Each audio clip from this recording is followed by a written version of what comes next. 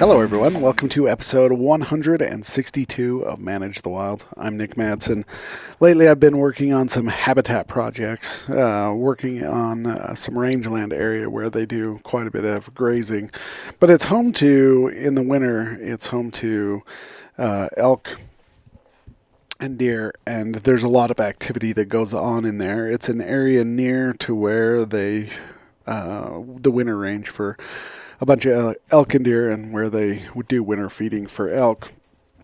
And this area that I'm working in, doing a lot of fencing projects, some juniper removal projects, as well as preparing to harvest some of that grass for the elk feeding.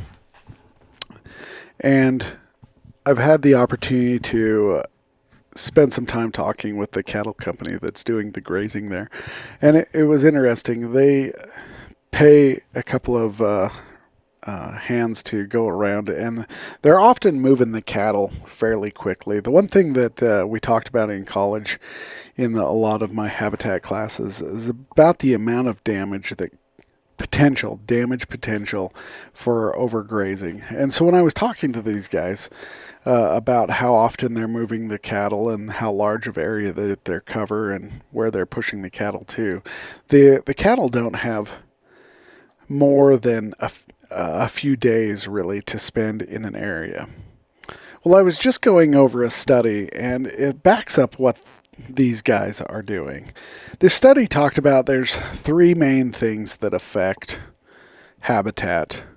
One is the frequency. How often are they coming back and feeding the plant? The other one is intensity. How much of the plant is being removed? And then the other one is opportunity. How long are they able to stay there for the growing season? So in the frequency, plants largely here in the Intermountain West have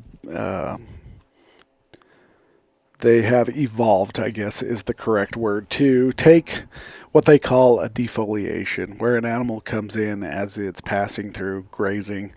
It grabs a hold of the plant, eats it. And plants are largely evolved to take a single defoliation. And actually, well, some of the plants around here have no problem doing two defoliation events.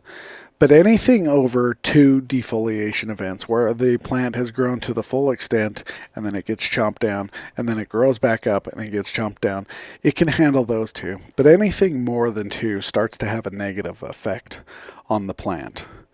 Often they will say that the grazing intensity was really high. And I never really understood until now what the word intensity actually meant. Like they're bringing a lot of cattle in, or they're bringing a lot of sheep in. Yes, I can see it. Is that what you mean by high intensity? And oftentimes they're talking about how much of the plant they're removing. If you were to take some type of grass, like a smooth brome, and you graze off the top, the animal's coming in and it's not removing that's very light intensity. A very heavy intensity is really detrimental to the plant, meaning they've removed more than 50% of the photosynthetic generating material. So if they eat more than 50% of that plant, that's heavy intensity. Oftentimes you'll see a pasture near somebody's home where the grasses are just nibbled right down to the dirt. That's what you would call high intensity, because they're removing so much that it's having a hard time coming back. And then the other one that they often talk about is opportunity. How long in the growing season? You know, back in the day, I guess, I'm thinking the 40s, 50s, 60s, even into the 80s, the grazing intensity and the season were a lot longer than they are today. I think a lot of these studies that are getting put out are helping people be better land managers and realizing that they can't overgraze. So oftentimes, like this cattle company that I'm dealing with right now, they come in and they don't leave their cows in the same area for very long. They're constantly pushing them away from where they started. So let's say they have point A over here and the end of their season is point B, however many acres that, these guys are on about 17,000 acres. And they're constantly working from point A, pushing these cows to point B over the season. Now they're going to pull these guys out in about September, but they started June 1st. And they're constantly, now the cattle are going to be working in, but always back to A, because that's where they started, and that's some of the easier terrain. But they're constantly pushing them, and they're bringing more hands in, and they'll push the cattle, and they're constantly working them to point B to keep them from overgrazing. And so this study was very interesting, and the way these guys approach it was very interesting because they're largely in line. And oftentimes when there's Forest Service leases or state leases and they're bringing their cattle in, they have certain objectives. And this is what these guys are doing. The defoliation after the first event, your growing back season for these grasses, these cool grasses, are going to be roughly 7 to 10 days. So if the cattle are left there for longer than 10 days, you're going to have multiple defoliation events. And these cattle are often not allowed to be there for more than 10 days. They're very spread out, and they're pushing them. And so you're only in this area that they're grazing, there's only one defoliation event generally happening. Now, elk and deer can come in, and that will create another defoliation, but it's pretty low for this time of year for them. They're higher in elevation. And so they're getting that one defoliation event, and then they're pushing them on. As far as intensity, the grass right now is above my belly button.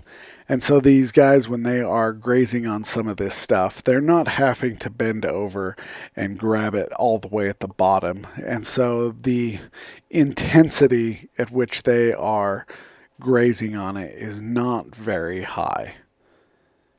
It's very low intensity because they're leaving more than 50%. They're even leaving, I would say, roughly 3/4 of the plant.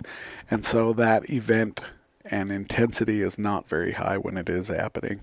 And the opportunity, again, is very low because they're constantly keeping these cows moving from one area to another, not allowing them to stay for weeks or months on end in a certain area. And you'll notice this in the watershed areas, these riparian areas where these cattle are at as well. The sites don't look degraded. They're not having a breakdown of the banks because every day that the hands come into these cattle and they see them near these riparian areas, they're immediately driving them out. So these cattle will be driven away from these riparian areas. And then they will slowly migrate back to them, and then they get driven out again. They're just not allowed to sit there all summer eating high-intensity, multiple defoliation events on these riparian areas that are so crucial. And so it's just interesting to see how research that is done well and explained well to these ranchers, and then these ranchers go out and they see what you're talking about and see what researchers are talking about, and they see the benefits of low intensity, low frequency, minimal opportunity, and how beneficial that is for habitat and years to come. So next time you guys are out and about and you see grazing, notice what type of system they're employing. Now, just because a ranch hand or whatever is not present when you're going through, just look at the ground. How intense are they grazing those areas? How much are these cattle being allowed to stay in these riparian areas, and are they causing damage that's almost irreparable? And it'll give you a better understanding of how well they are, or how well they care about the habitat that they are in. All right, you guys, have a great day. Stay wild.